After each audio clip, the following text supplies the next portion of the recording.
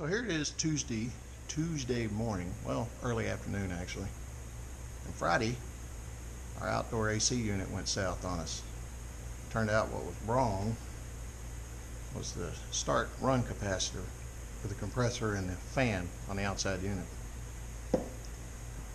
Given with my luck on everything else, we have a very oddball unit. And it's a hard part to find even when the stores are open. And of course it went down Friday on a holiday weekend, and here it is Tuesday before I had a chance to even see if they have parts. So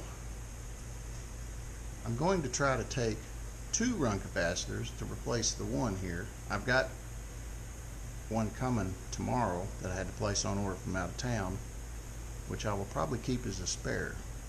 Or if I get this running today with the two capacitors, I may tomorrow take the two out and replace it with the one that'll do both jobs.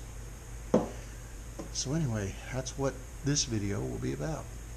Trying to get my AC working because it is hot.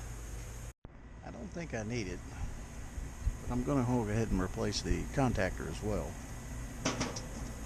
which I have a new one right here.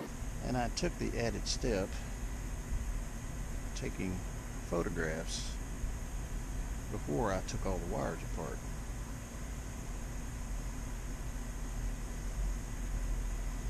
So now we know where everything goes.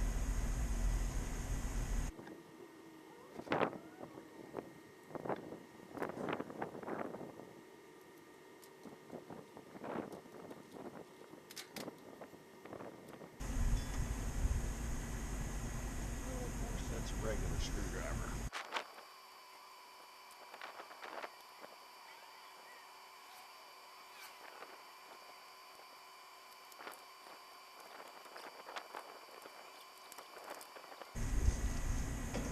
Alright, see what happens when we put power on it. Hopefully we won't release the magic smoke.